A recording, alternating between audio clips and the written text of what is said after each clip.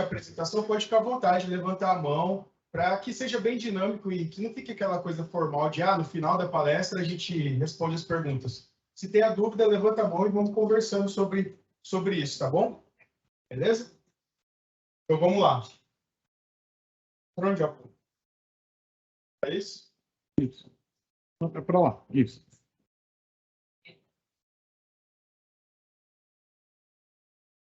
Está funcionando não. Alguém pode passar para mim?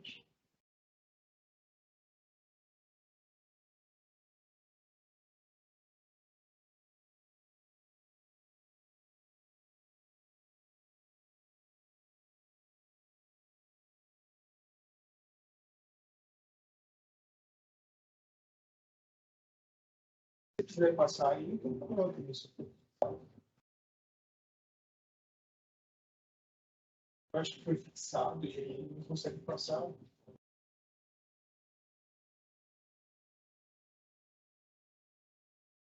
Pode passar.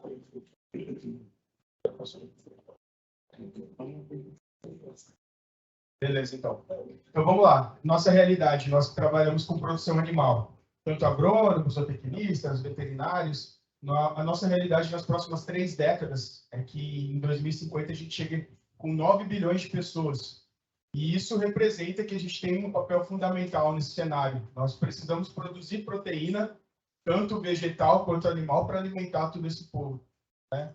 E uma coisa que vai de encontro a essa necessidade é a abertura de novas fronteiras agrícolas. Então, no mundo como um todo, eu morei na Austrália, fiz meu doutorado lá, e lá já não tem mais espaço para se produzir. O crescimento vertical da produção. Lá tem o deserto, então eles precisam investir em tecnologia para começar a aproveitar aquela região, mas são poucos lugares no mundo que ainda tem espaço para ampliar esse horizonte produtivo.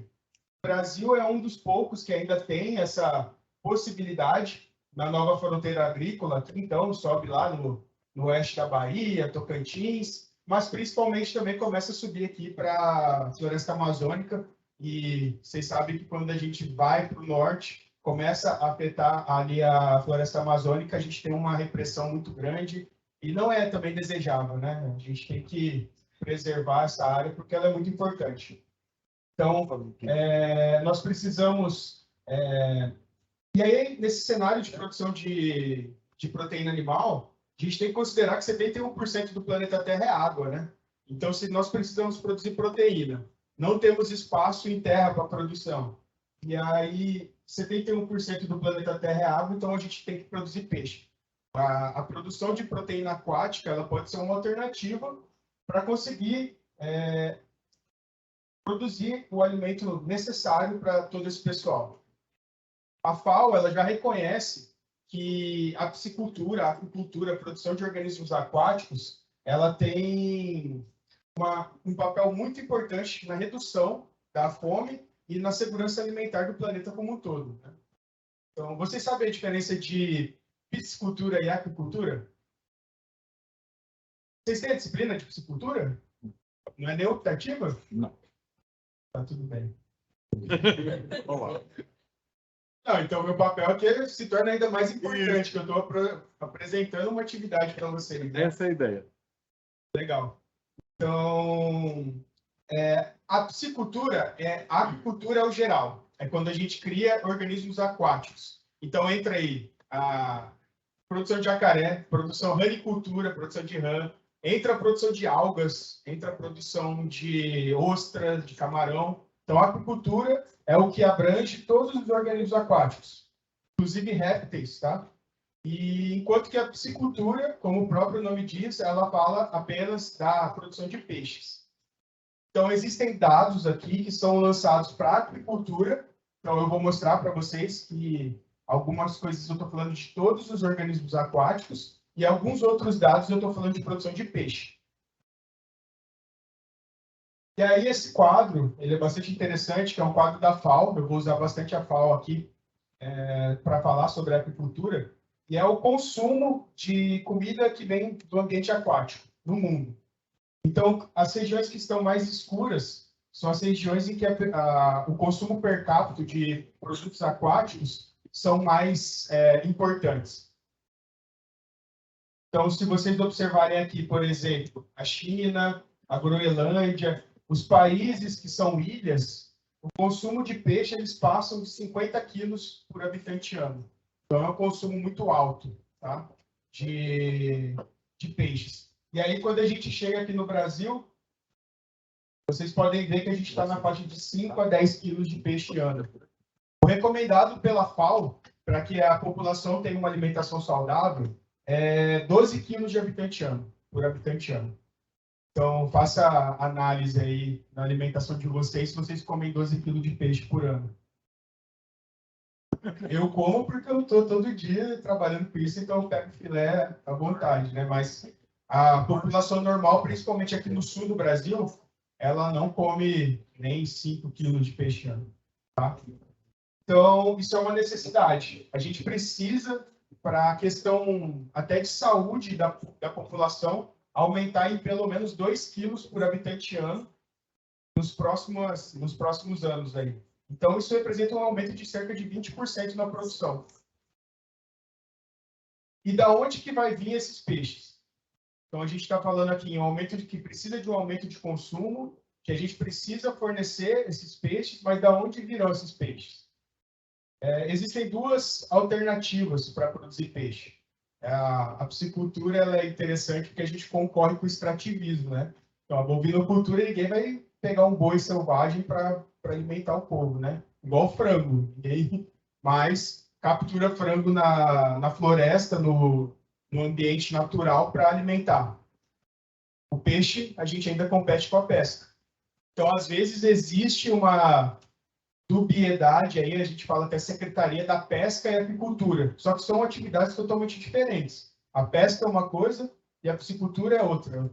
A piscicultura a gente é tecnificado, a gente tem parâmetros de produção que são muito importantes. Agora a pesca não, a pesca é captura, é extrativismo, é uma coisa totalmente diferente, que às vezes, até em políticas públicas, são tratadas como coisas semelhantes. Mas e aí, será que a gente tem capacidade de atender toda essa demanda com peixes vindo da pesca? Isso aqui são duas reportagens, um artigo e uma reportagem que eu tirei aqui. Essa apresentação é um pouco antiga, mas eu acredito que tenha sido ali em 2016, 2017, mas que a gente está contando os últimos peixes. Isso a gente vê aqui nesse artigo, nesse paper, que mostra o declínio dos níveis tróficos. O que é o declínio dos níveis tróficos? É a diminuição da quantidade de espécies em um certo ambiente. Tá? Então, quando a gente considera que o Atlântico Norte, onde a pesca é muito desenvolvida, aqui nesse Atlântico, até no Pacífico, onde está vermelho, são as áreas mais pescadas do mundo. A gente já tem observado da redução de cerca de 90% dos estoques mundiais de peixe que existem no oceano. 60% dos estoques de atum já foram extintos. E de tubarão, os estoques de tubarão é 10% do que era na década de 70. Então, a pesca ela já não pode atender, ela não vai atender toda a demanda de consumo de peixe que a gente precisa. Vocês falam, por que o tubarão foi tão predado? O que vocês acham? Vocês já comeram tubarão? Como é que é ele na sua frente é tubarão? Como é que é ele na sua frente é cação, nas suas costas é tubarão. Exato. Então, para quem já comprou cação no mercado, cação, filé de cação é tubarão. É tubarãozinho jovem que vem preso na rede, que eles matam e vendem como cação, só para não falar que é tubarão. Então, provavelmente, nesses restaurantes japoneses aí, vocês já devem ter comido tubarão e vocês não sabiam. Tem um problema no consumo do tubarão, tá? Então, toda vez que você já tem algum animal carnívoro que vocês comem? Algum animal terrestre carnívoro que vocês comem? Alguém que come onça, come... Já comeram? Pera lá. Os matutos lá do Mato Grosso mataram onça, já comeram. Não precisa ir longe. Não, mas não existem, por exemplo, o jacaré. O jacaré, eu já comi jacaré. Jacaré é um animal piscívoro, né? O que é o problema de comer um animal que é de cadeia trófica? que é um carnívoro. Geralmente os carnívoros são o fim da cadeia. Então começa lá na produtividade primária, passa no peixe, por exemplo. Vai lá do vitro, do plâncton, um peixinho vai lá e come ele, um filtrador, aí um outro peixe maior come ele e no final um tubarão come. Qual que é o problema de consumir um tubarão? Ele é final de cadeia, ele acumula todos os metais pesados que vem desde lá do começo. Então, em geral, na maioria, 100% dos casos, na verdade, o tubarão ele tem alto conteúdo de metais pesados no músculo. Por isso que é uma carne pesada de consumir também, né? Então, eu acho que está mais associado à quantidade de gordura, à quantidade da carne, né? Mas, assim, o metal pesado a gente vai acumulando na nossa vida durante toda a vida e acaba que no final, lá, quando a gente está velho, começa a aparecer os problemas, não é de uma hora para outra. Né? Então, vai ter câncer, vai ter aqueles problemas associados à contaminação. Não naquele momento, eu acho que de sabor você não consegue identificar, mas aquilo vai se acumulando. Então, o metal pesado ele se acumula no seu organismo. Até teve um problema bem pontual lá na China, que eles estavam matando golfinho e dando na merenda escolar. E as crianças começaram a ter problema de aprendizado, e eles começaram a ver que era uma contaminação por metal pesado que estava afetando as crianças. Esse aqui é um dado de 2016 da controle de pesca do Mato Grosso do Sul. Tá? E eles usaram, inclusive, esse estudo para proibir a pesca do dourado lá no Mato Grosso do Sul. Na bacia, a bacia do Paraná está fechada também, né? Então, eles utilizaram esse estudo para proibir a pesca do dourado. Então, aqui vocês conseguem ver a redução das capturas. Isso aqui é só o que é declarado, tá? Você sabe que quem pesca não declara, compra de corta, come e não fala nada, porque eu sou pescador também, eu sei como funciona. Mas se você for ver o que é declarado, do início da década de 90 até hoje, você também já consegue perceber uma redução do que é apreendido, por exemplo. Então, quem é pescador aí, lembra que lá no Porto Rico, eu tinha casa no Porto Eucalipto ali, eu não peguei isso, mas meus avós, meu avô, meu pai, fazia pescaria e enchia assim o freezer de peixe. Não sei se vocês lembram disso. Eu lembro que eu era muito criança, mas hoje em dia não tem mais peixe, né? Não tem mais peixe no rio. Então, o que eu quero dizer com tudo isso é que a pesca não vai suportar, ela não vai dar o peixe que a gente precisa. Esse aqui é um dado bastante interessante, até um pouco conhecido já, esse gráfico. Ele mostra uma relação da captura, que é a parte em azul. A captura, nesse azul claro, é captura em água doce. O azul escuro é captura em água salgada. Desculpa. O azul claro é captura em águas marinhas. O azul escuro é captura em águas de rio, água doce. O rosa é a aquicultura, então a produção de organismos aquáticos em água marinha. E o rosa é a produção de organismos aquáticos em água doce. Tá? Então, o que vocês podem observar aqui? Que desde a década de 80, a captura ela se mantém estável, ela não consegue crescer, ela não consegue aumentar a quantidade de peixe que ela captura dos rios, dos mares, dos rios. Enquanto que a aquicultura só cresce. Então, toda a produção que dá para observar nos gráficos, que tem sido aumentada de peixe, que vem desde a década de 80, a aquicultura é a grande responsável disso. Beleza?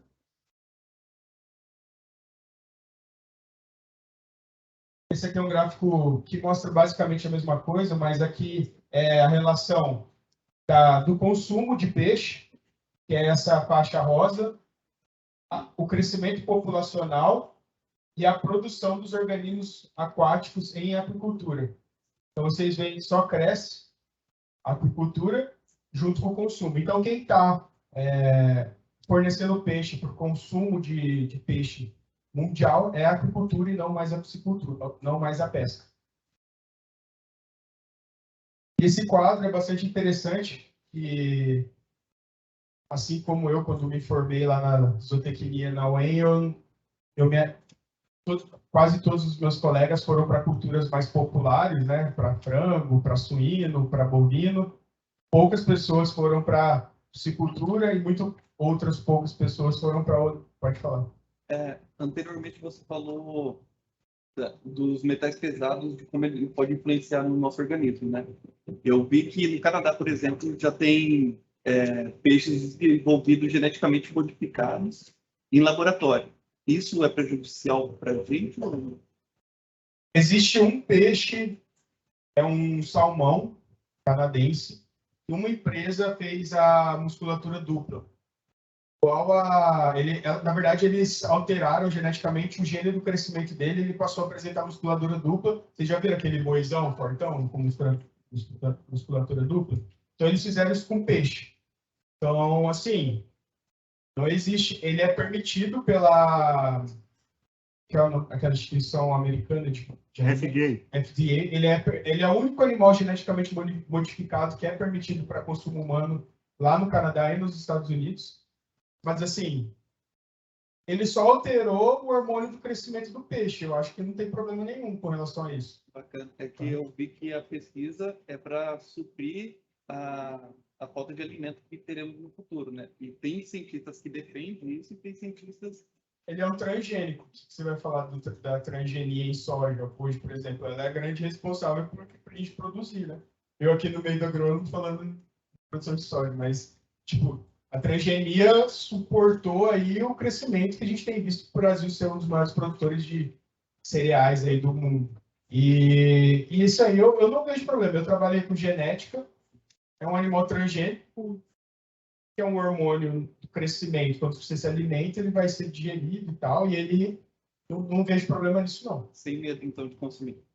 Não, eu acho que tem outros problemas piores que a gente precisa resolver antes disso. Até porque eu acho que isso vai demorar muito para chegar aqui, porque é um animal caro, é um animal que a gente pena para comer panga, para comer tilápia, imagina chegar um salmão transgênico, que está distante ainda. Mas esse quadro aqui ele é bastante interessante, que ele compara a piscicultura, a produção de peixes, com as outras culturas. Eu estava falando que na minha faculdade, muitas pessoas foram para bovino, frango, suínos, e eu escolhi ir para a piscicultura porque eu já vislumbrava um grande crescimento dessa atividade e eu queria participar disso. Se vocês observarem aqui nesse quadro, em 2011, por incrível que pareça, a quantidade de peixes cultivados já ultrapassou em toneladas a quantidade de carne bovina. Então já se produz, desde 2011, mais peixe no mundo do que bovinos, em quantidade de toneladas. E a gente não vê isso, né? Não é a nossa realidade. Esse outro quadro aqui mostra uma expectativa de crescimento da piscicultura. A piscicultura é peixe de cultivar-se rosa, salmão aqui, e aqui é a aquicultura como um todo, pescado total. Então é o crescimento que vocês têm observado em comparação com outros aqui. Por exemplo, a carne bovina ela já não cresce tanto. Principalmente porque agora tem que ir para confinamento, tem que fazer recuperação de pastagem e tudo, é muito mais complicado. O peixe, a fronteira para a produção é muito grande. A gente tem os reservatórios de hidrelétricas, temos ainda a nossa costa marinha, que ainda não é nada explorado para a produção de peixe.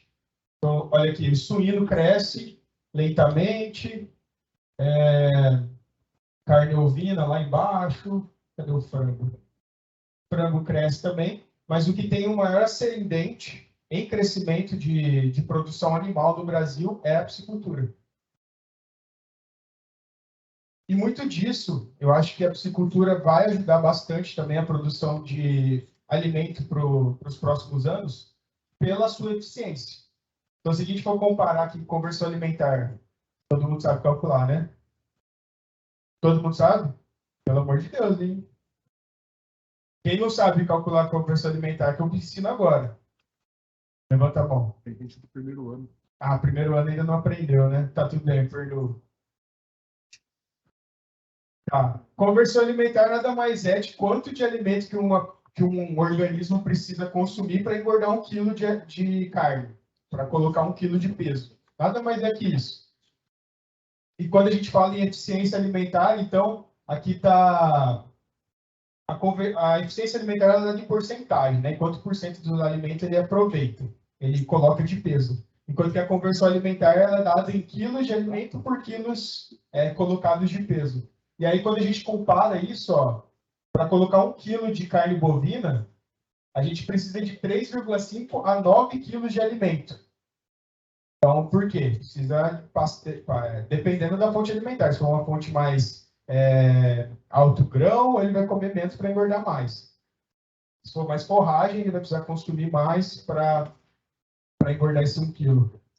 O porco, então, 1 quilo de 2,6 a 4,4 quilos de alimentação para 1 quilo de suíno.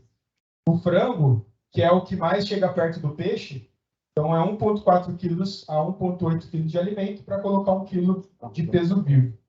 E aí, quando a gente vai para a tilápia, a gente fala que é o frango da água, né? Então, ele fica também nessa fase de 1,2 a 1,6, dependendo do sistema de cultivo. Quando a gente vai para um tanque-rede, o peixe, o que acontece? O peixe ele tem uma característica muito legal, que é aproveitamento da alimentação natural. Quando a gente trabalha num tanque mais extensivo, com menos peixe, com uma água mais verdinha, ele consegue aproveitar, consegue filtrar, então ele ganha peso. Muitas vezes, ali na primeira fase, a conversão alimentar é negativa. Isso representa. O alevino, ele come meio quilo, a quantidade de alevino que você tem no tanque. Ele come meio quilo de alimento e engorda 1 quilo. Então, a conversão alimentar dele é negativa, é 0,5. Ele come menos ração do que ele engorda. Tá? E aí ele vai igualando e no final ela chega geralmente em tanque escavado, fica 1,4 e no viveiro, no tanque-rede, ele fica em 1,8. Sobe bastante a conversão alimentar. Porque no tanque-rede, ele não tem disponibilidade de alimento natural. Ele está lá no rio, passa a correnteza, não dá tempo dele aproveitar a alimentação natural que fica no tanque escavado.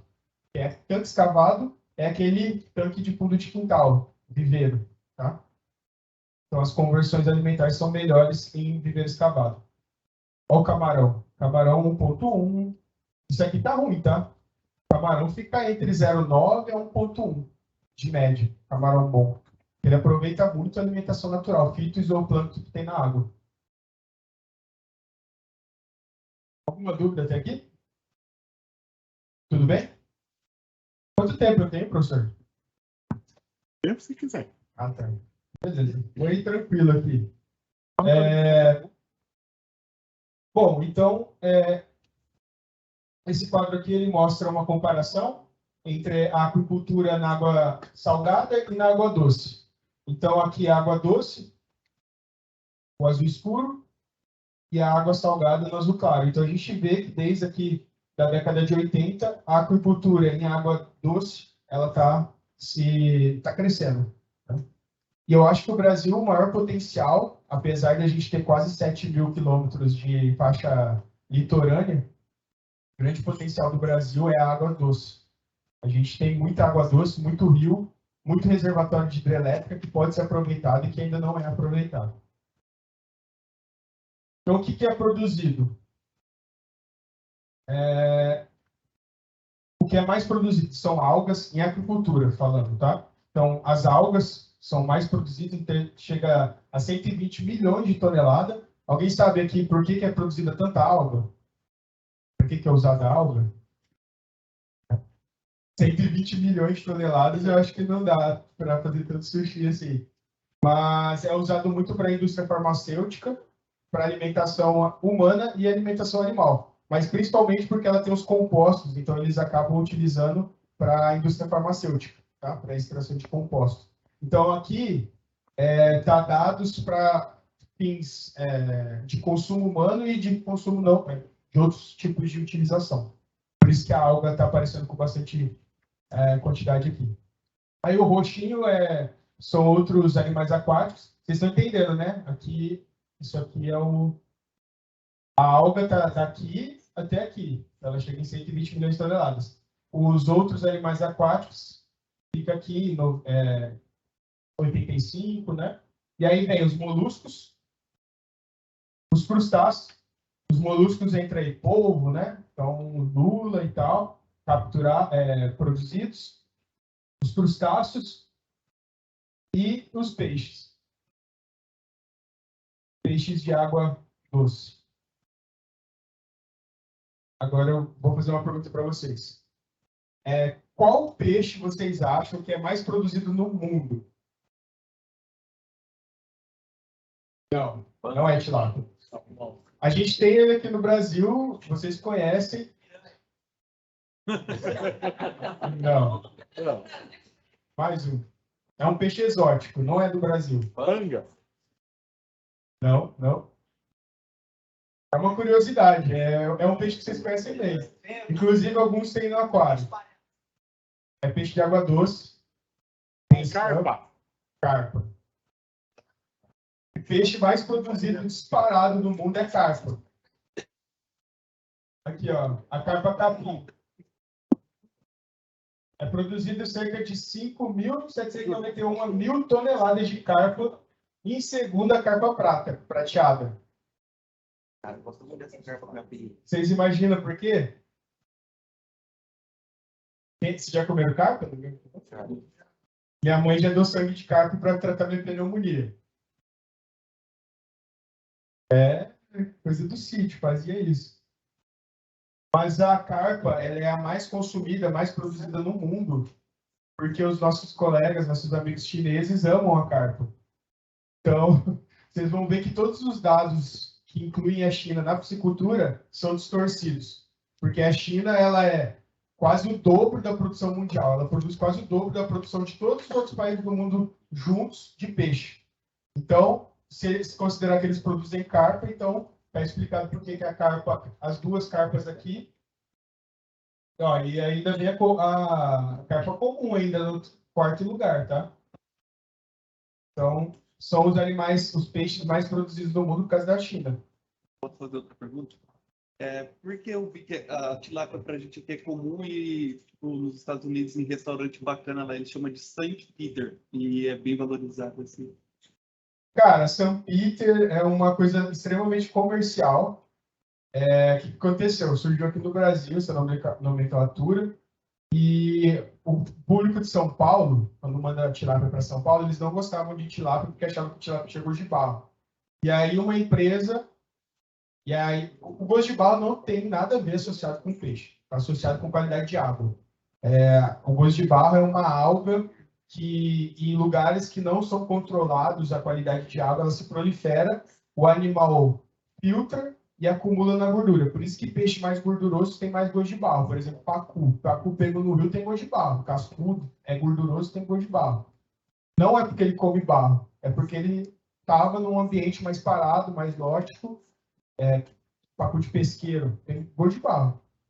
Agora, tilápia depende muito do lugar onde ela foi produzida. E aí, quando começaram lá no começo mandar a tilápia para São Paulo, eles não gostavam porque falavam que a tilápia tinha gosto de barro. Aí uma empresa, a Genesis, criou esse nome, essa marca, registrou, e aí começou a mandar vender falando que era São Peter, mas é o mesmo peixe. Só mudou o nome por causa de uma questão comercial. E aí eles mandam para os Estados Unidos como St. Peter, porque é uma empresa que exporta e ela é dona da marca. No começo eles falavam que era a tilápia branca, mas quando é filé, você não sabe se é branca ou se é cinza a pele dela, né? Então, é só uma questão comercial. A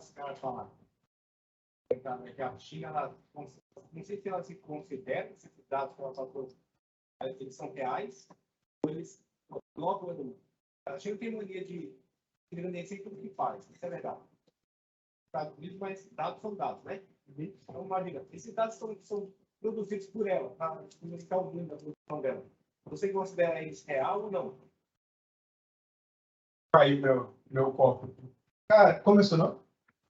Diego, é real porque a China todo mundo que quer conhecer de piscicultura vai para os tigres asiáticos lá, Indonésia, China, Filipinas, conhecer o sistema de produção deles. O sistema de produção é totalmente diferente daqui. Eles criam os peixes em umas condições precárias. A gente chegou a receber... Vocês já comeram panga? É o baratinho que tem no mercado. Hoje em dia ele já é muito produzido no Brasil, mas antigamente ele vinha de Bangladesh, de Vietnã. E esse peixe ele precisa de pouco oxigênio na água. Você consegue colocar muito peixe no mesmo lugar. Tem uma dúvida. dele dentro da balanceira de produção. O que acontece é o seguinte, você passou pelo menos, você tem que saber do lado da lavoura, que está dentro do estado. Está mudando lá por 40 anos, por exemplo, a lavoura. Gigantesca. E aí a família, que é aquela pessoa, eles arrendam, sabe, e arrendam. Desde a lagoa, para o peixe ali, naquela região. Só que assim, é uma coisa muito predatória. Eles não têm preocupação nenhuma com o meio ambiente. Eles, se você vê o sistema de produção deles, os tanques são na beira do rio, não tem mata ciliar, não tem nada. O que eles pegam? Eles cavam do lado do rio e deixam a correnteza passando para alimentar os peixes. Então, assim, o sistema de produção é totalmente diferente. Só que os caras são pioneiros. Olha aqui os dados. Esses dados aqui são totalmente confiáveis nessa área. Outras áreas são mais complicadas, mas olha aqui. Isso aqui, agricultura, a China. Esse aqui é o dado da China, 2020. Esse aqui é o restante da Ásia e o restante do mundo. Só a produção da China é maior que quase o resto do mundo inteiro. Peixe. Se somar a captura, a pesca, aí é esse resultado, sim. É uma coisa verdadeira. Os caras produzem muito também para alimentar lá, quantos tem lá? 3 bilhões? Quantos? 2 bilhões, né? 2 bi, né? Tem que produzir. Então, por isso que o que acontece? Nos dados oficiais, eles retiram a China. Porque senão, por exemplo, se colocasse a China aqui, junto com a Ásia, todos esses retângulos aqui seriam bem pequenos. E, deixa eu ver se tem aqui o dado em toneladas. Aqui a China. Nossa. A China, ela produz, 26 milhões de toneladas.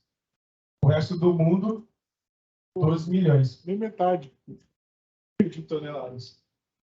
Tá? Então, por isso que tira, coloca a parte e aí entra em outra escala aqui. O Brasil está em 8º lugar, com 552 milhões de toneladas. 1.000 toneladas. 552 mil toneladas.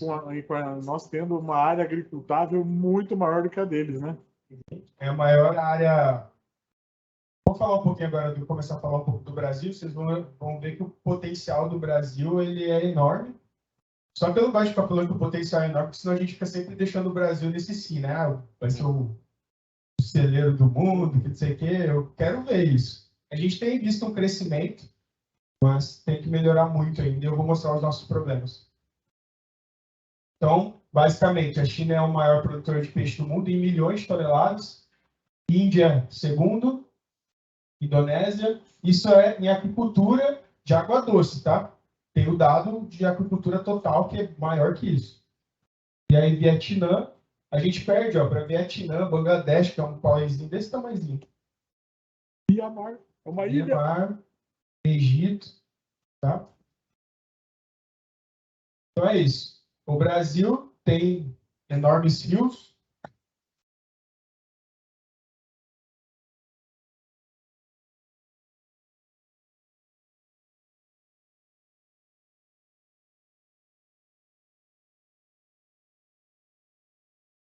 Enormes rios, enormes bacias hidrográficas, temos reservatórios de hidroelétricas e a gente não consegue aproveitar todo esse potencial ainda. Temos 7.000 quilômetros de faixa litorânea, não temos nada de produção de peixe marinho, nada desenvolvido.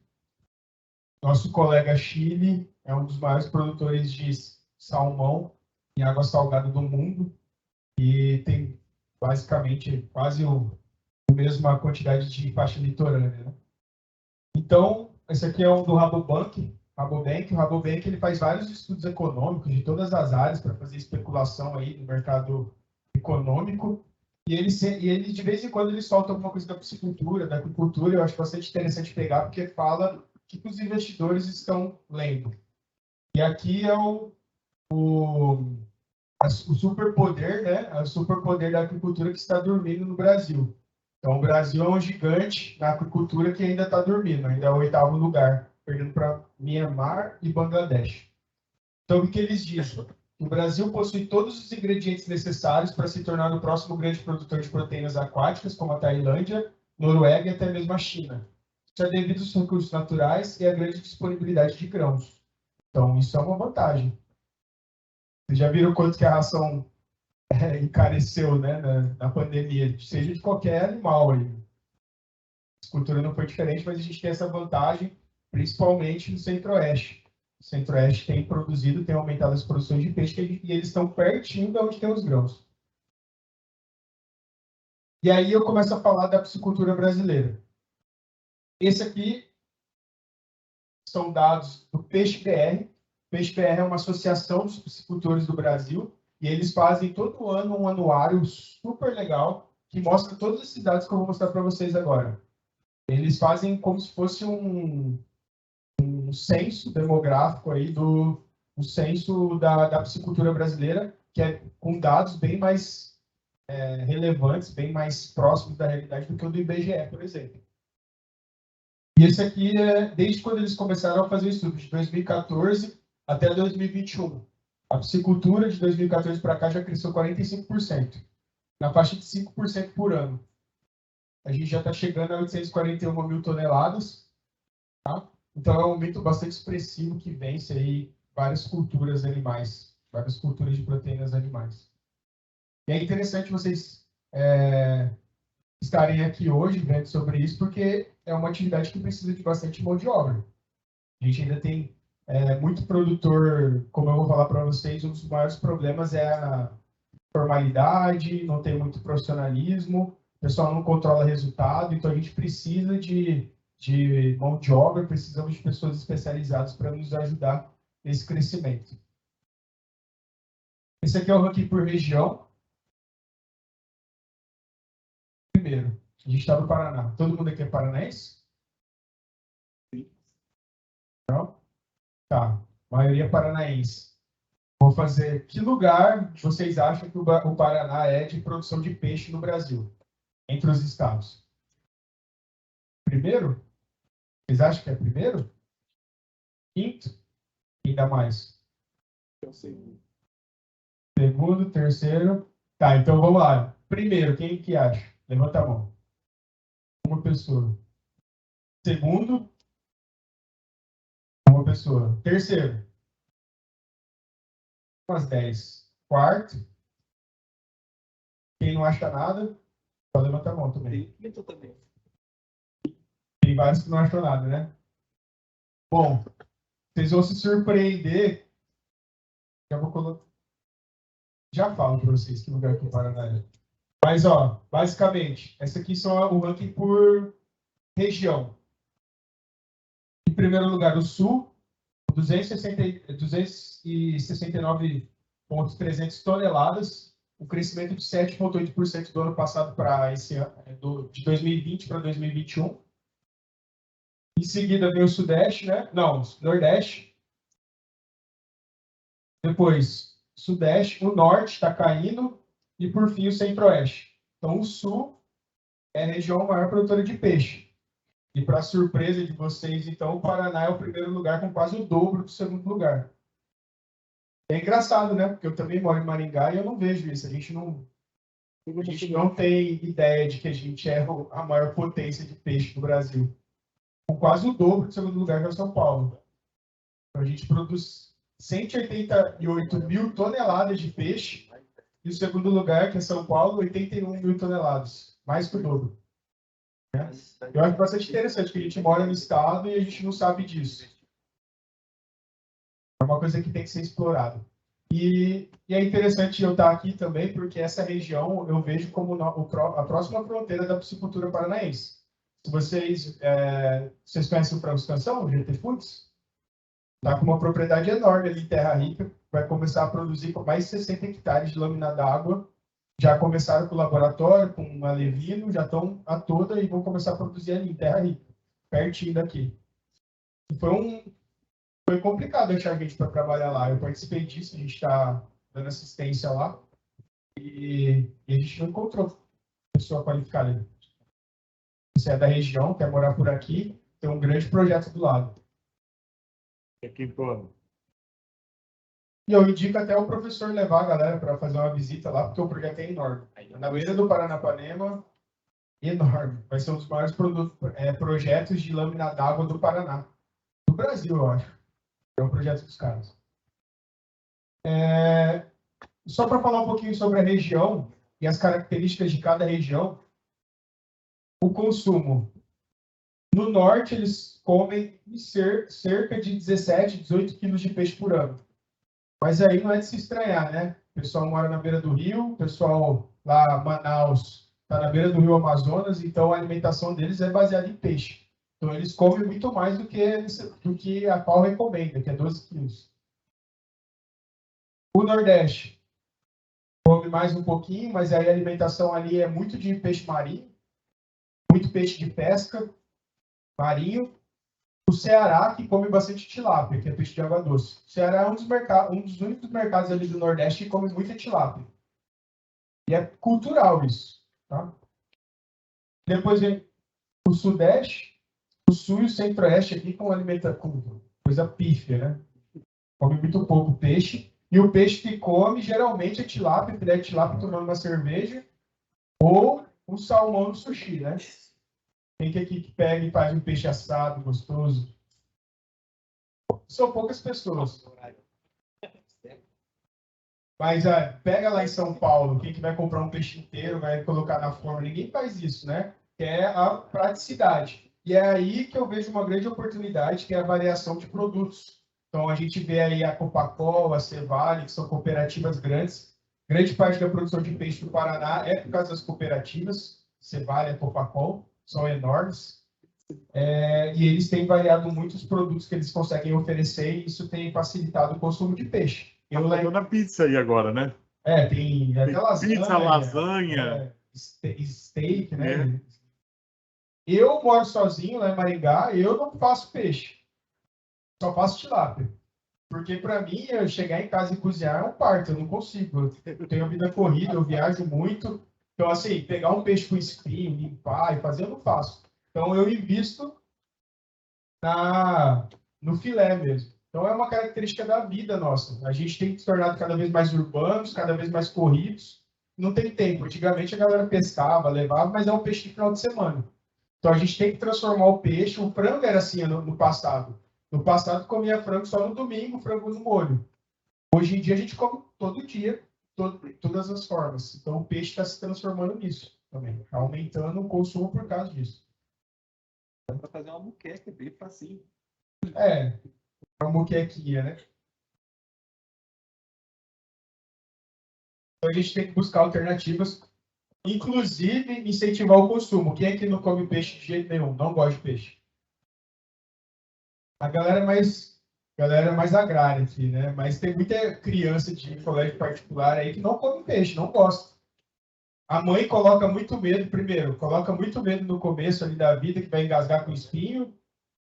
Fala, não come peixe. E aí, quando você coloca um peixe na merenda escolar, é um peixe de má qualidade, que fica aquele cheirão ruim no nariz, e aí já pega ranço. O peixe que serve lá no Ru é horrível. A fila do Ru lá da UEM, quando... Você já comeu? Já, pelo amor de Deus. Né?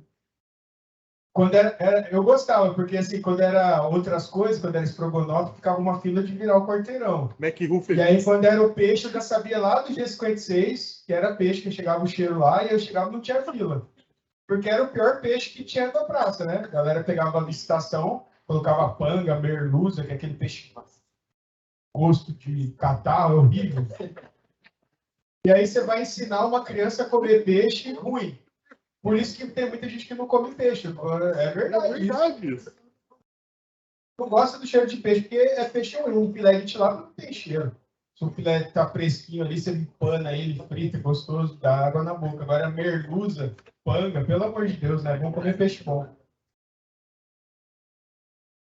E aí, ranking por espécies. O Paraná, então, com 182 mil toneladas, basicamente de tilápias. A gente não produz, é muito pouco de outras espécies. Não produzimos pacu, tambaqui, nada. É tilápia, basicamente, a nossa produção. Quer ver, ó? A gente produz 182 mil de tilápia.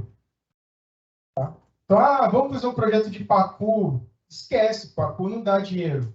A piscicultura hoje, aqui no Paraná, o peixe resistente, o peixe que produz, que paga, é a tilápia. Então, vamos fazer nativa, é só para pescar mesmo, pesqueiro, pouca coisa. A gente investe no nativo no lugar mais quente, porque o pacu não cresce muito. Por exemplo, uma espécie que daria para produzir aqui é pacu. Mas o pacu ele demora quase 2 anos para chegar no peso de abate. O tambaqui ele chega em 11 meses. Ele é mais rápido, ele cresce muito. Só que ele é da bacia amazônica. Se colocar um tambaqui aqui no sul, não cresce, por causa do frio. E ele corre o risco de morrer ainda no inverno. Então, basicamente, hoje o que tem é tilápia. O panga está chegando também. Então, vão abrir as portas para o panga. Ele produz bem, ele cresce bem. Então, pacu, né? Ali no Sudeste, na década de 2000, com ascensão ali naquela. Depois ele subiu, ele permitiu, você como é que tá? É por causa que não é comercialmente viável.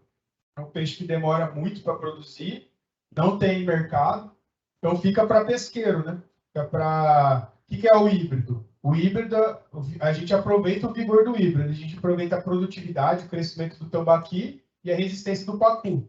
E aí misturar, o peixe redondo dá para misturar tranquilo na reprodução, e aí trouxeram o tambacu para cá, mas assim, comercialmente, monetariamente falando, ele não é viável pelo tempo que ele demora e pela falta de consumo. Então, se já é complicado comer tilápia, que é um filezinho bonito, ou comer o pacu é mais complicado. Principalmente na nossa região aqui, tá? Tilápia, dependendo do sistema, se você pegar todo o verão, assim, se você não pegar frio, ela chega em 6, 7 meses.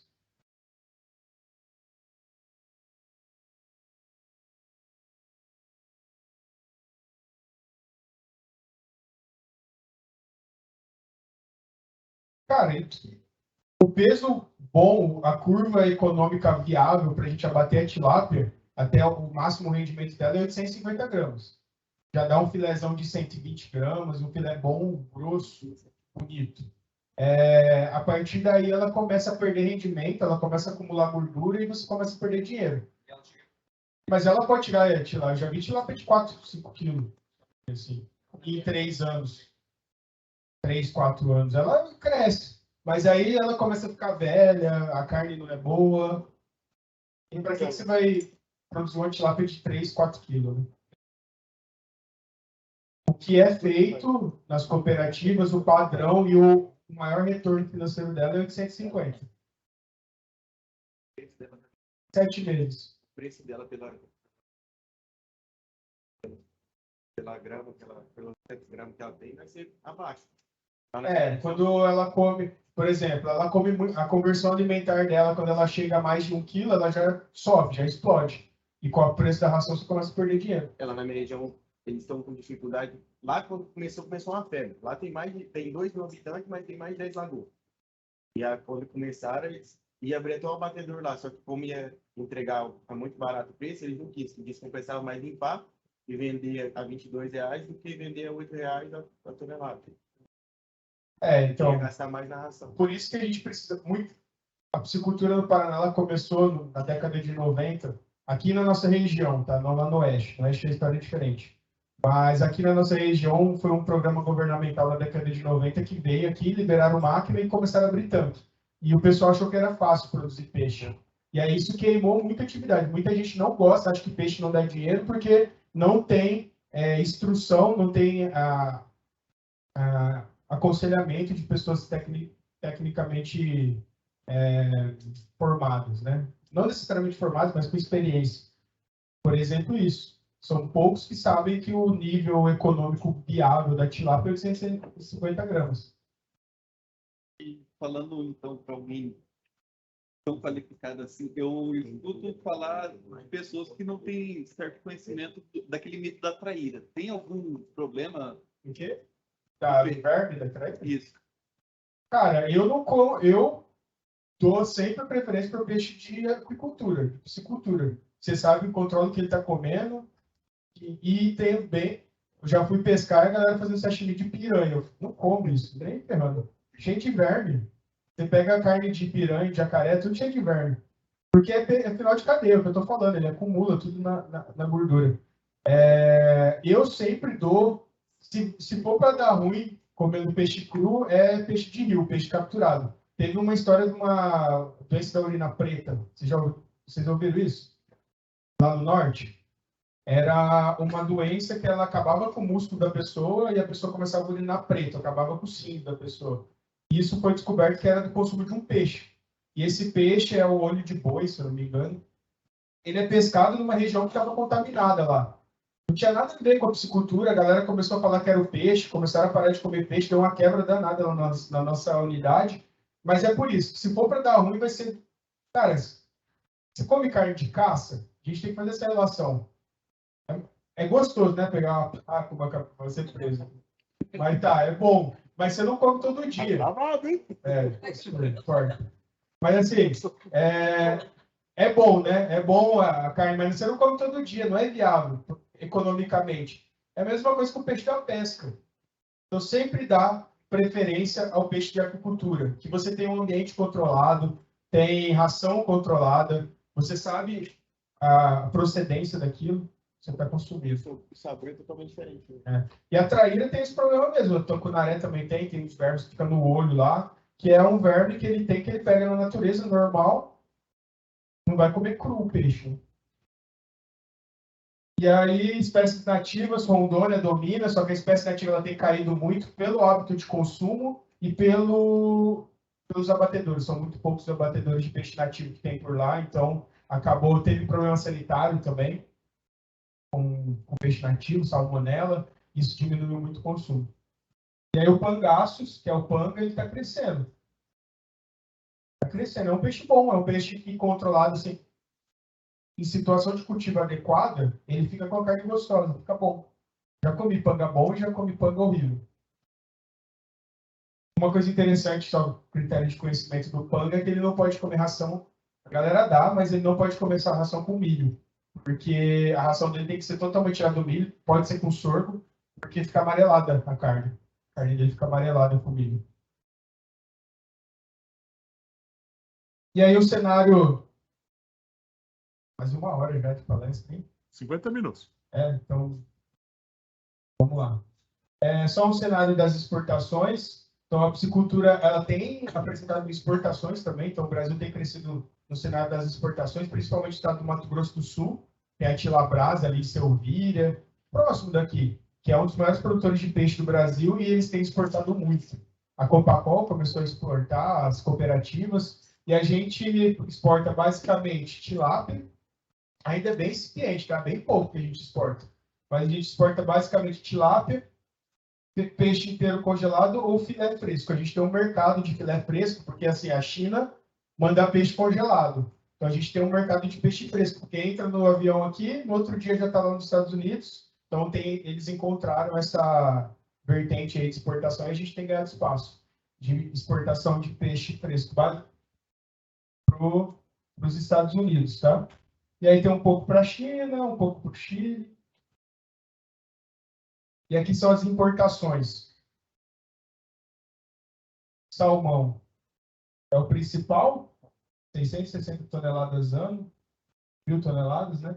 Então, o nosso salmão não vem da Noruega, tá? Não vem do Canadá, não é aquele que os ursos comem na hora que você vê na Discovery, não é aquele, é do Chile, produzido em gaiola, arraçoado, tá? Então, basicamente, é todo vindo do Chile, o salmão que a gente come. E aí tem outras coisas aqui, truta, tem esturjão aqui muito pouco, mas a participação aqui do salmão, tanto em quantidade quanto em toneladas, é a maior.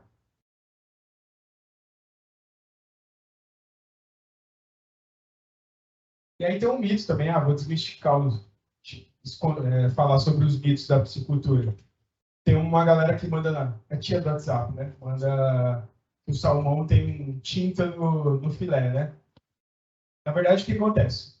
Naturalmente, os peixes, os salmões da natureza, eles têm a carne laranjada, igual a gente come, até avermelhada, é bem bonito.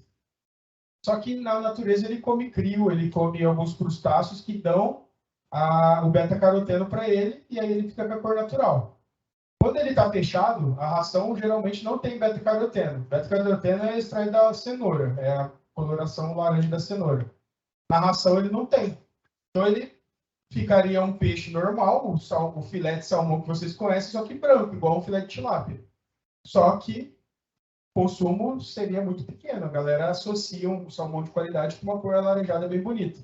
Então a gente acaba colocando beta-caroteno na ração, que é geralmente um composto natural, que faz com que o salmão criado em cativeiro fique com a coloração laranja. Mas não é tinta, não é pintado, não é prejudicial à saúde. Então, só para quando vocês receberem isso, vocês poderem argumentar.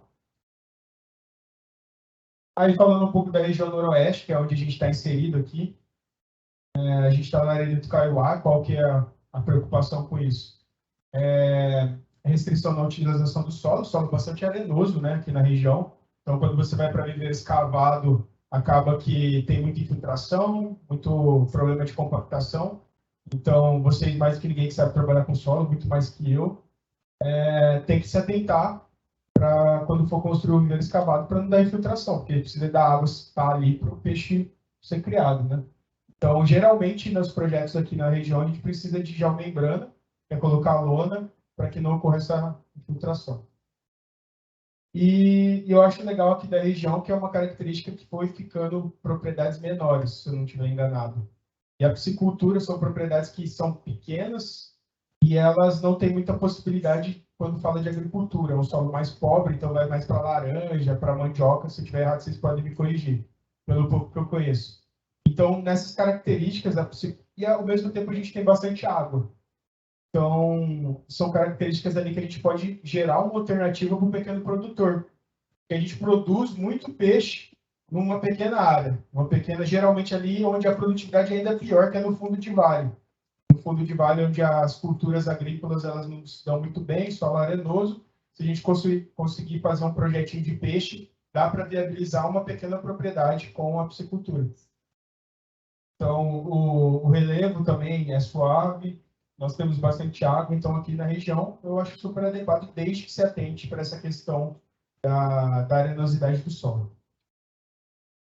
E aí, falando um pouco de perspectivas para o futuro, eu penso, para a piscicultura. Eu penso que a gente vai crescer muito ainda, eu acho que até o ano de 2030 a gente consegue atingir ali o 5º, 4º lugar de produção de peixe. No horizonte mais para frente, eu vislumbro que um dia a gente pode chegar ao 1º lugar. A gente tem potencial para passar a China na piscicultura. Só que a gente precisa passar vários problemas ainda que ainda impedem a gente de alavancar a nossa produção.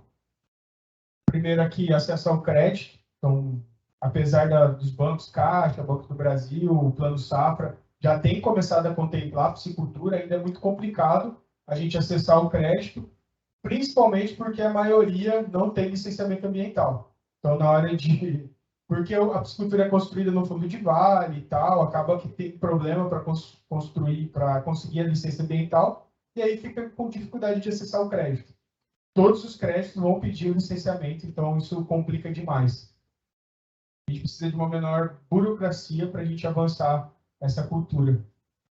A gente tem dificuldades com o aumento de produção, então em algumas regiões muito pouco abatedouro, precisa mandar o peixe muito longe para poder ser comercializado, ser processado. Muita falta de organização do setor. Então, os produtores, eles pensam em si. Eu lembro muito do leite, né? O leite antigamente era muito desestruturado. O pessoal tinha os leiteiros na porta das casas, né? Então, um querendo vender o leite mais barato que o outro, acabava com a cadeia. Então, depois que começou a ter as instruções normativas de qualidade, a galera começou a se unir mais para construir, para resfriador, né, para pôr resfriador nas propriedades, eles começaram a se articular melhor. Eu acho que a piscicultura ainda está muito pouco unida. Os piscicultores, agora que começou o serviço de preço, de padronização de preço pelo IPEA, então precisa se unir muito ainda para chegar à tecnificação que o frango tem hoje, por exemplo. A gestão das unidades produtivas, as pisciculturas, até aquelas mais tecnificadas, elas não possuem nenhum controle dos parâmetros biotécnicos de conversão alimentar. Muitas vezes o produtor está tendo prejuízo e não sabe. Então, falta muita assistência técnica, muito trabalho, muito controle de resultado. Um dos maiores problemas hoje em dia da piscicultura também é a salinidade. Cada vez está intensificando mais o sistema de produção, a gente está exigindo mais dos ambientes. e não tem praticamente nada, muitos poucos ainda que estão começando a vacinar agora, não tinha vacina até pouco tempo, então sanidade é um problema que, se vocês forem trabalhar na piscicultura, vocês vão ter que lidar com ela. Genética, muito pouco genética, então é muito comum assim a galera pegar peixe de pesqueiro, reproduzir e usar peixe nenhum potencial de crescimento, então hoje em dia já existem programas tanto públicos, a UEM, então até uma recomendação aí, a UEM tem um dos maiores programas de melhoramento genético de tilápia do Brasil e do mundo, com 14 gerações de seleção, eu trabalhei lá, tenho muito orgulho de falar que aqui do lado a gente tem um dos maiores programas de melhoramento genético, que inclusive a seleção é feita ali no Rio do Corvo, em Diamante do Norte. Tá? Galera que quiser trabalhar, recomendo falar com o Ricardo, o professor Ricardo, tem esse trabalho já desenvolvido. E também avanços da nutrição. Isso aqui daria uma palestra a mais aí. Basicamente, o que eu tinha para falar com vocês era tudo isso. Se vocês tiverem alguma dúvida também, agradeço muito o convite para vocês. Veio duas dúvidas do pessoal aqui da internet, que fez pouca pergunta, eu pensei que iam fazer mais. Produção de camarões em água doce. Seria uma oportunidade aqui na nossa região? Eu também, vou ser sincero, já ouvi bastante gente vindo perguntar para mim sobre a questão daquele camarãozinho de água doce. Já ouvi relatos que, dependendo, ele pode se tornar o novo escargot, né? O novo... Como é que é? O novo escargot africano no Brasil. Né? Causar problema ambiental em vez de... Ou a nova leucena no Brasil. Então, eu gostaria de saber, você acha que esse camarão de água doce, que se eu não me engano é asiático, né? É o Vanamei. Isso. O pessoal tem produzido. O camarão de água doce, a carcinocultura, que é a produção de camarão, sofreu muito há uns tempos atrás aí, com uma doença chamada mancha branca. E ela está totalmente associada à temperatura fria. Então, tem que avaliar muito bem os custos, porque você precisa de um sistema de produção totalmente fechado aqui no Sul. Existem alguns projetos que eu sei que já começaram, investiram muito, mas acabaram não dando em nada. Só viraram elefante branco. Então, a estrutura é enorme, você precisa de estufas, precisa de controle de qualidade de água, controle sanitário, que às vezes inviabiliza economicamente a produção. Então, existe a possibilidade de se produzir camarão de água doce. Lá no Ceará eles produzem muito, mas é muito quente. Inclusive, afastado da costa, tem águas que são água doce mesmo, né? Aí tem um equilíbrio iônico da água. Então, são todas questões, é uma questão complexa, você vai gastar bastante. Por isso, eu indico fazer uma avaliação muito boa antes de começar a sua criação de camarão de água doce. E uma outra pergunta que daí é minha, tá? Hoje nós temos o Aeroporto Internacional de Maringá, que está com um setor de cargas para exportação internacional, pista para receber aviões grandes. Será que, por exemplo, você passou num dos slides, esse transporte de peixe quase que in natura para os Estados Unidos? Será que Maringá não seria um grande polo para fazer esse transporte? Ou seja, vir aqui dos abatedores que estão 250 quilômetros daqui, vir entregar aqui em Maringá para ser encaminhado para o exterior? Eu acho que isso tem que partir de grandes empresas no primeiro momento. Eu acho muito complicado a gente conseguir exportar a tilápia tendo uma produção pequena, né? Então, a gente vê que essas exportações elas vêm no primeiro momento da Cevale, da Tilabras, da Copacol. A GT Foods provavelmente vai exportar.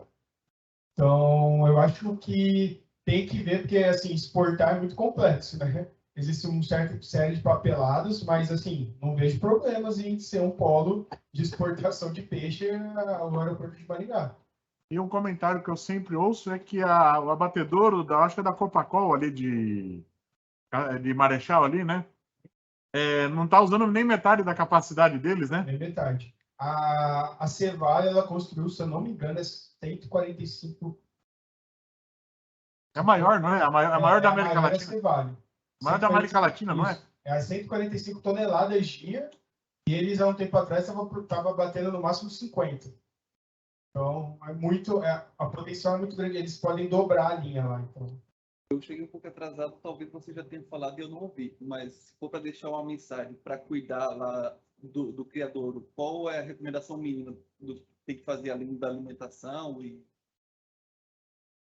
Cara, basicamente, você fala para uma produção pequena, assim, que eu recomendaria para um produtor que quer começar? Cara, procura, liga para mim. Porque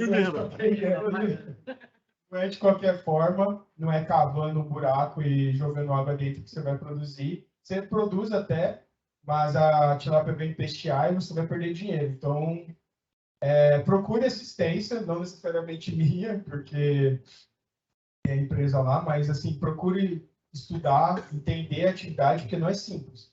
Olha a tecnificação que é o frango hoje, né? Para construir um barracão daquele, o tanto de coisa que você tem que fazer. Aclimatar, fazer silo. Então, tem que pensar que o peixe é a mesma coisa. A gente precisa de tecnificação. Então, se for começar, não comece do nada. Não vai, pelo menos, assista um pouco vídeos do YouTube, aprenda um pouco mais. Porque é uma atividade como qualquer outra, precisa de respeito e tecnificação. Será que o tipo de solo influencia no sabor do peixe? Não. Não tem nada a ver o solo com o gosto do peixe. Como eu disse, é a qualidade de água. É uma cianofícia, é uma alga que se prolifera em tanques que não tem renovação, que tem muita matéria orgânica. E aí essa alga produz uma substância chamada geosmina. E essa geosmina o peixe filtra e acumula na gordura dele. Existe método, por exemplo, o que o pessoal faz antes de coletar o peixe, de fazer a despesca?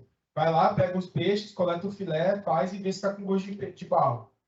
Tem uma forma de tirar, que é a depuração. Então você pega esse peixe, corta a alimentação dele, coloca em água pura, em tanques, assim, pode ser elevados, deixa recircular até ele limpar todo o trato gastrointestinal, perder um pouco de gordura, perco de peso, e aí ele elimina esse gosto de terra.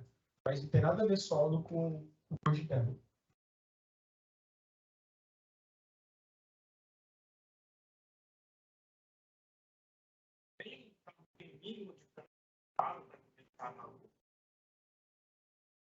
Cara, depende do tamanho do lucro, né? Porque a gente calcula a quantidade de peixe por metro quadrado. Pedem tamanho mínimo de tanque. Sim. É pelo menos 5.000 metros que eles pedem. Mas isso aí não tem a ver com o lucro, tem a ver com a carga do caminhão. Por exemplo, a quantidade de peixe que eles colocam no tanque para encher um caminhão, para diminuir o frete, né? Então, para eles economizarem gasolina. Então, o tamanho mínimo das cooperativas tem a ver com isso, não tem nada a ver com coletividade. É lógico que quando você tiver um tanque maior, mais você vai produzir, mais lucro você vai ter. Tanque pequeno pode rentabilizar até pequenas propriedades.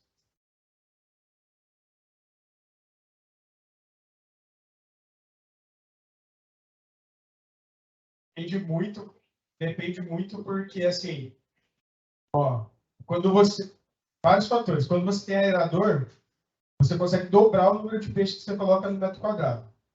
Sem aerador, sem muita renovação, eu indico colocar 1 a 2 peixes por metro quadrado. Peixes. Tá? Então, eu estou falando em peixes, mas a conta é feita em quilos, porque 2 peixes vai dar 1,6 kg por metro quadrado. Tá ok, para sem aerador e sem renovação de água. E aí, à medida que você vai aumentando a renovação de água, vai colocando aerador, você melhorando a qualidade de água, fazendo um tratamento ali, você pode subir até as cooperativas estão usando aí 6, 7 peixes por metro quadrado. Mas depende do aerador e da renovação de água. Tá? Tem gente, eu já ouvi falar, gente que coloca 12 peixes por metro quadrado. Só que aí aumenta o risco e tem muito aerador. Se cai a energia com o peixe gordo, pode morrer tudo de uma vez. Então, por isso que é meio complexo o negócio. Começa com pouco e vai aumentando à medida que você vai criando confiança.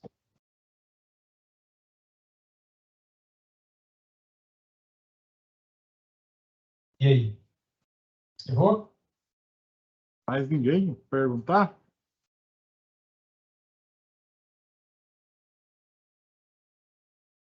Então é isso.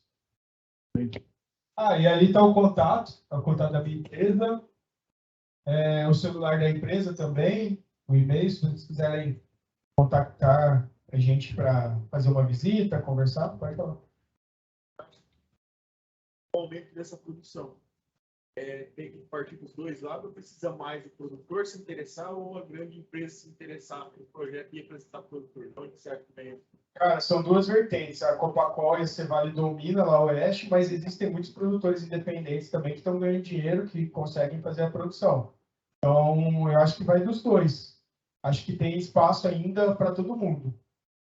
Tanto o produtor independente, quanto as cooperativas das grandes empresas. Eu acho que, assim, essas grandes empresas vão começar a pensar cada vez mais para o mercado externo, na exportação, e aí os pequenos eles ficam mais para o mercado interno.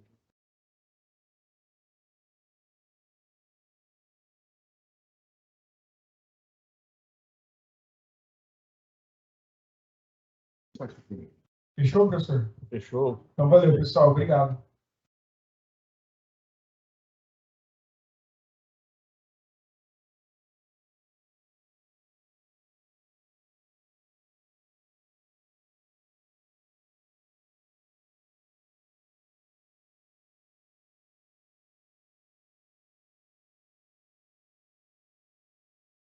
Muito obrigado.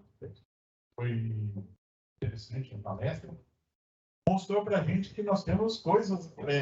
Não é só mandioca, cana-de-açúcar, gado e citros que a gente pode ter aqui na nossa região. Nós vimos que nós temos outras coisas que podemos ter aqui na nossa região.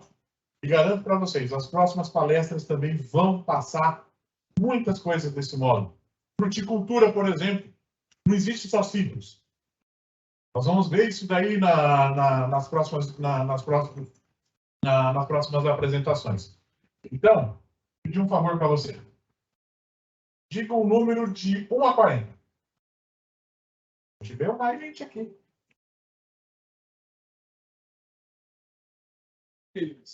32.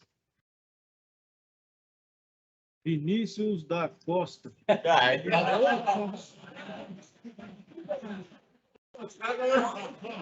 Cancelou. Você estava com outro número agora, né? Pô, o cara tá...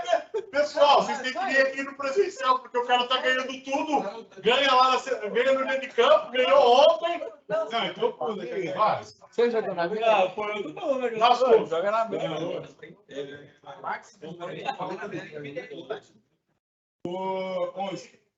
11. Número de títulos do Palmeiras. Gustavo Franco. Gustavo.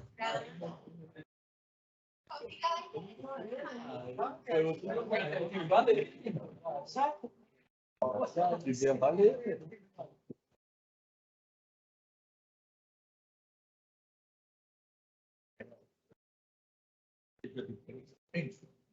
Oh.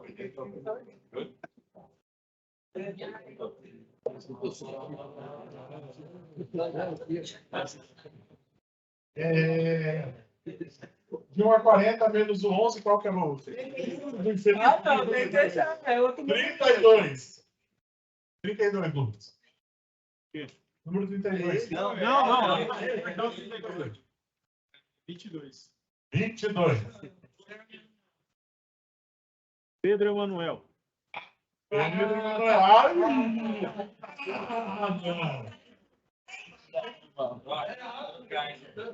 Olha, meu patrão. Se não tiver um cheque de 500 mil, isso nem entrega. Também pega. Não, é o bem pequeno.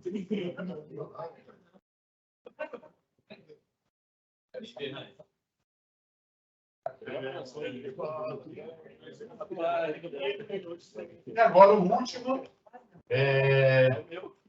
como eu já falei ontem, né, agradeço novamente a vocês que estão aqui e a vocês que estão nos assistindo pela internet, aos alunos que nós estamos fazendo um teste pela instituição, e a instituição nos liberou um ônibus para o show rural da Copavel em fevereiro.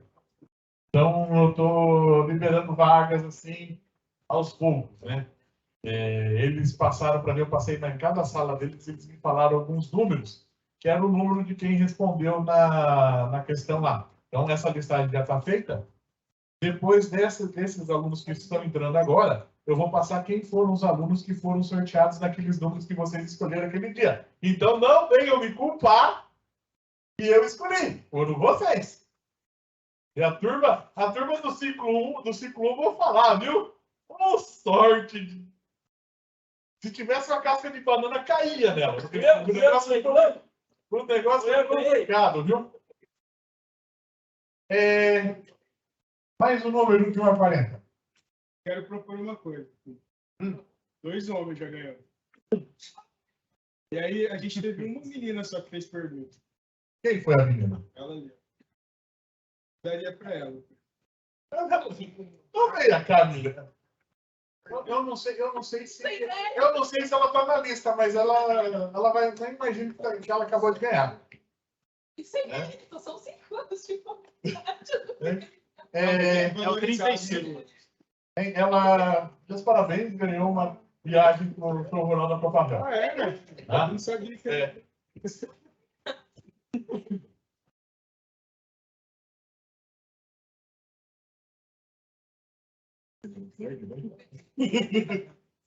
Obrigada. Tá. Aí depois eu pego os dados com você, tá? Senhores, novamente, meu agradecimento. Foi muito interessante essa palestra. Espero que para quem está aí também tenha sido interessante. Depois ela vai estar online, então quem quiser reassistir essa palestra ou passar para outras pessoas assistirem, detalhe, também vai estar legendado em outros idiomas, tá? Além do português, vai estar em espanhol, alemão, inglês, francês, italiano. E caso uma nave espacial Klingon esteja passando aqui em cima, também vai estar aparecendo em Klingon. Então, pessoal, deixo aqui meu agradecimento. Espero a presença de vocês novamente, assim, desse jeito, em peso aqui no presencial, e em peso, como teve aí no pessoal online. Muito obrigado pela presença de todos. Uma boa noite para vocês aí na internet. E até amanhã, gente. Tchau, tchau.